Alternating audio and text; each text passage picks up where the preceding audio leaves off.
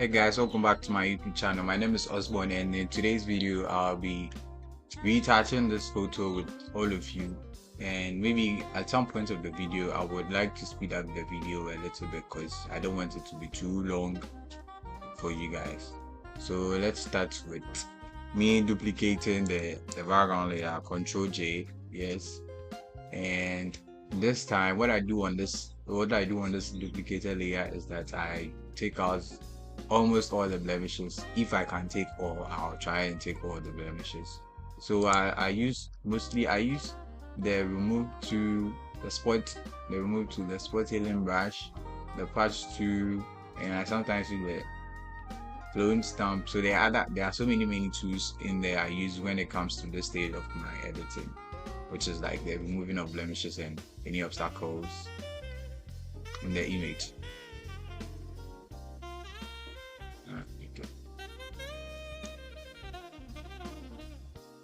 So let's zoom in. So I see this. Let me use the remove tool.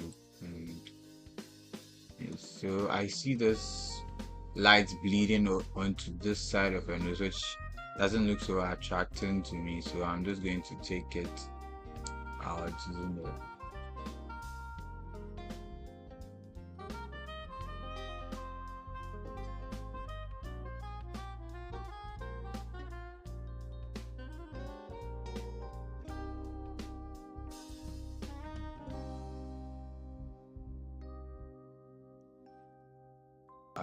Yeah, so after taking out the blemishes, let me just name it like remove blemishes.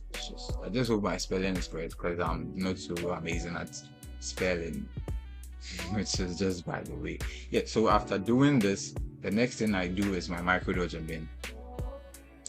So I have an action already made for that. So it's just like how you create your normal dodge and bend. Just let me for those who might not be able to wrap their head around it. So this is just what you do, and it just duplicates the curves. You just name it that dodge or bend. I prefer naming the upper layer bend all the time. I don't know why, but it feels natural and okay to me. Yes. Then we move to the curve itself. Since this is dodge, we move it up just to brighten the image, and Control I to invert it real quick. Yeah. Then we do the opposite for the bend, which is to darken. Then Control I to invert real quick. Then put the two layers in a group and just name it micro dodge bend. And we are good to go. Then we are good to go. So yeah, that's a good. And most of the times, let me just move this thing somewhere here so that doesn't hide the issues. Most of the times, I really enjoy keeping the natural look. So sometimes, not all the time, some of my images, I do not worry myself too much to do a frequency separation because it looks good already, and since I'm going for the natural look, there's no need for me to go do frequency separation. So this is like a rough micro dodge and bend, like due to time, and I want to finish this real quick and not keep you guys watching these videos for hours. So this is just like a rough micro dodge and bend, not too detailed micro dodge and bend. And this, so some people ask, why don't I zoom in when I'm doing this micro dodge and bend or frequency separation? And there's a reason for that. I do not zoom in because the moment I zoom in, I can't see the other parts of my images, and I tend to work one particular side more than supposed to, which can be annoying because after zooming out and you feel that okay, I have overdone, I have overdodged, or I have overbent this, means you have to redo the opposite of it again, which can be annoying sometimes. Yeah, so now I'm done with the micro dodge and bayonet. So I'll just create the curves and darken it, and this is fine. So I'll just leave it to go for my brush flow at 1 and opacity at 100, just to keep everything subtle, not too crazy. And if I do it before and after, you can see this little adjustment. With this image, I'll be doing a frequency separation. So let's go to my actions and frequency separation, which I'm sure you guys know how to create this whole frequency separation group layer. But if you have no idea, or you still want me to do a breakdown of how I created this frequency separation and made it into an action, please leave it down in the comment section below, and I'll do it. So this moment, I think yes. So when it comes to the choosing the blur radius, what I tend to do is I don't stay with a specific number. I just try and manually operate it to see that the textures on the face is about disappearing, or just blurring out a little bit. Then this is even too much. This is fine, and I can work with that. So now what we do is we pick our mixer brush. Okay, so with mixer brush is an amazing tool, like in the whole, it's a topic on its whole to like master and understand. I haven't mastered anything myself. I'm still in the learning curve of mixer brush. But what I have noticed so far is that when it comes to using your mixer brush, your brush settings, your brush settings over here actually does a lot. It actually brings out the final result, how smooth or how rough your image is going to look like. Everything is based on the settings you do here. So with me, I have my wet to 27%, my load at 24, my mix at 8, and my flow at 17, just to give me this minimum natural look, not too smooth, not too toyish or something. But this settings really works best for me. It might not work best for you, it might work best for you, but if it doesn't, just play around with it and you definitely find one that works best for you. So let's do with the frequency separation.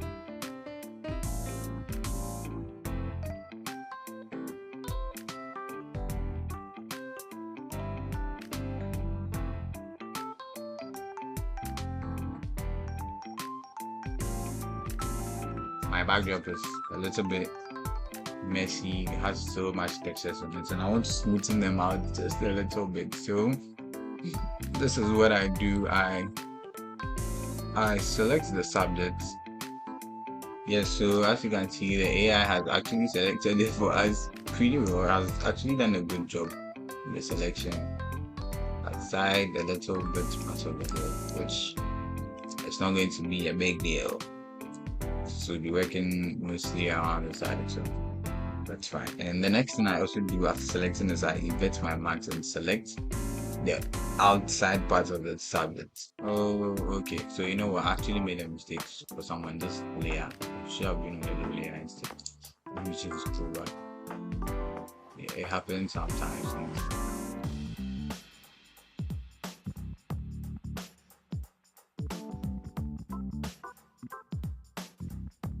We can work with that. So let me just save the selection. It might come in handy.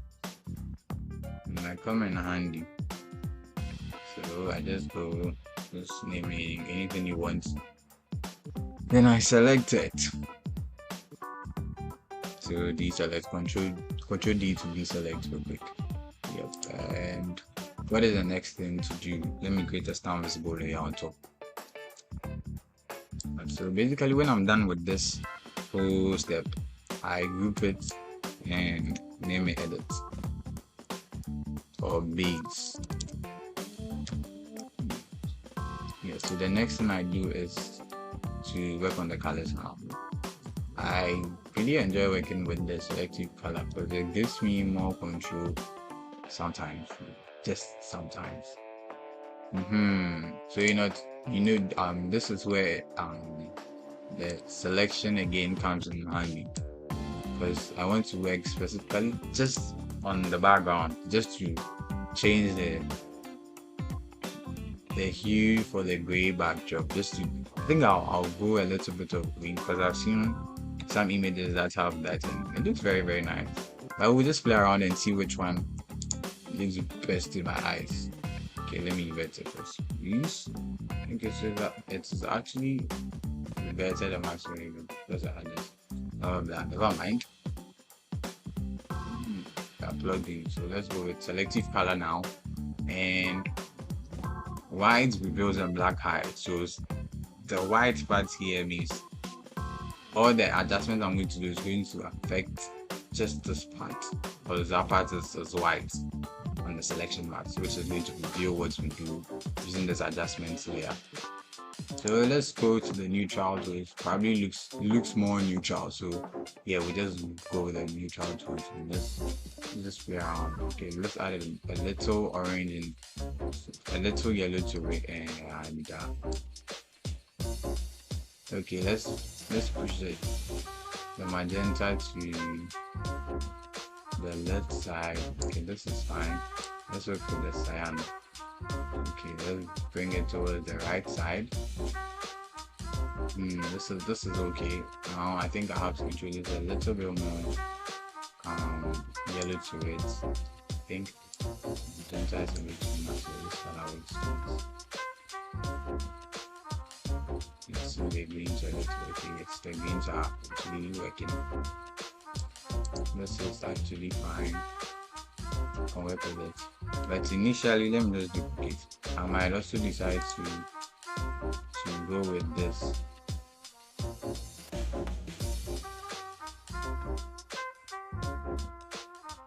This blue hue is fine, and maybe I would actually decrease the opacity a little bit.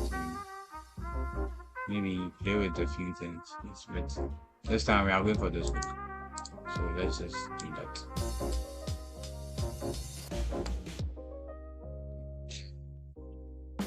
Let's just go with this look, and I'm not going to do anything crazy with the whole grading and all that. Yeah. Now let's select the subjects. Hello. Let's get it. Okay, and let's work. This time I'm going to use hue saturation and just to pull the colors. Oh, you know what? I'm using Photoshop 2025, and you know what we can do with that? Let's do this with the what's the name of this bar again? Yes, the contextual bar. So with the contextual bar in the early versions of Photoshop 2025, you have this. They've added this tutorials, and what it does is what I mean. This is what it does. It actually scans the whole image and pick the colors registered in the particular image you're working on. So let's try this. It's loading. So as you can see, these are the colors. Sorry. So as you can see, these are the colors that it has registered. It has registered from the image you imported, taking away, let's say, the neutral color. But I think this is the darker skin, so let's see which one. Okay, so it's supposed to be somewhere in here. Let me add a little yellows. Okay, this is too much.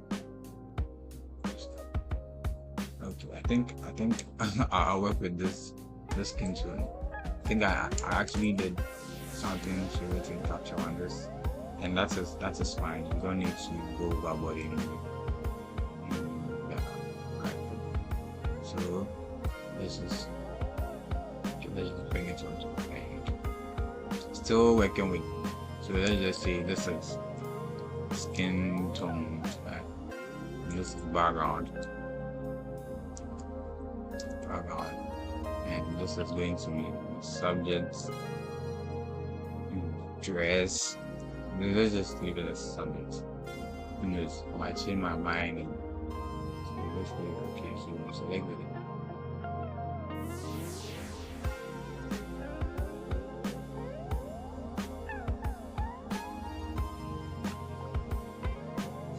At this point, I'm going to do a few fine-tuning and tweaking to the whole image.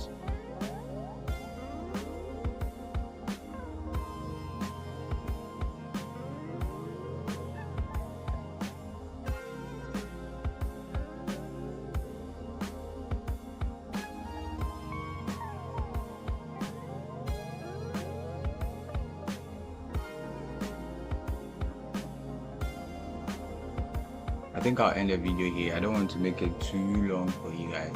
So in the next video, we are going to look at how I added the glow blur effect to the image, and that is going to be the ending of the whole tutorial. So if you haven't subscribed already, please consider liking and subscribing. You know what to do.